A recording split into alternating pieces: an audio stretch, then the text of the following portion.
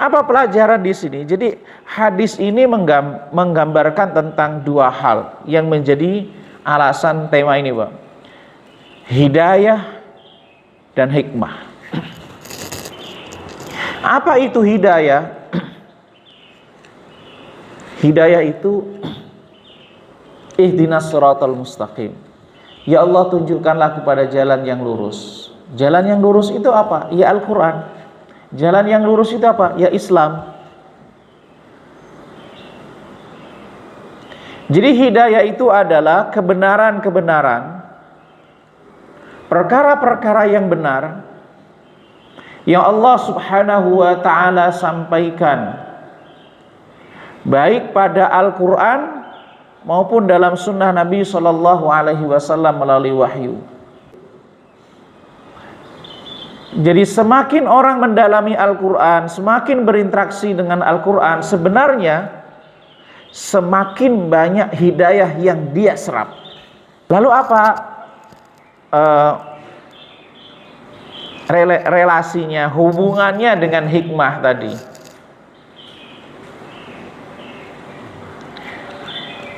Kalau hidayah tadi yang Rasulullah SAW menjelaskan hak Allah atas hambanya, hak hamba atas Allah, itu hidayah, Pak. Tapi kemudian Mu'adz bin Jabal bertanya, ya Rasulullah, bolehkah aku kabarkan ke orang-orang? Jangan, supaya mereka enggak menggantungkan pada hadis ini. Itu namanya hikmah. Itu namanya kebijaksanaan. Jadi kalau hidayah itu adalah kebenaran, hidayah itu adalah satu fakta yang hak, sholat tepat pada waktunya dan seterusnya.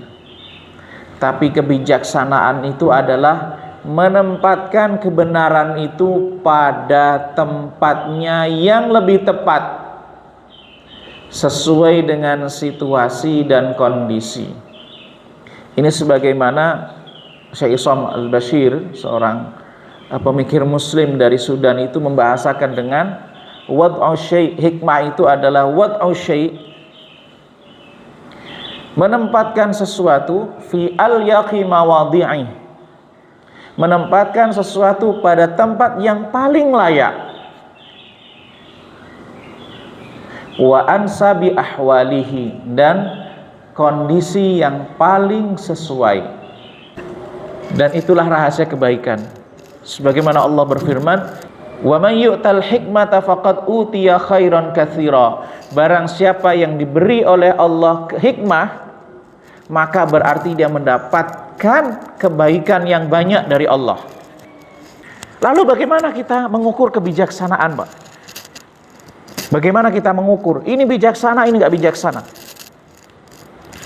Allah Subhanahu wa ta'ala berfirman dalam surah Al-Hadid ayat 25. Allah mengatakan, laqad arsalna rusulana bil bayyinat. Sungguh kami utus para rasul itu dengan membawa mukjizat. Bayyinat itu sebagian ulama tafsir mengatakan mukjizat. Wa anzalna ma'ahumul kitab. Lalu kami turunkan kepada mereka itu kitab. Wal mizan liyakuman nasu bil qist, dengan timbangan agar manusia itu menegakkan keadilan di antara manusia. Tentu untuk mana yang benar, mana yang salah, itu dasarnya Quran, wahyu. Tapi untuk menempatkan wahyu ini pada tempat yang tepat, pada situasi yang tepat, Allah bekalkan fitrah dalam diri kita, bekalkan akal.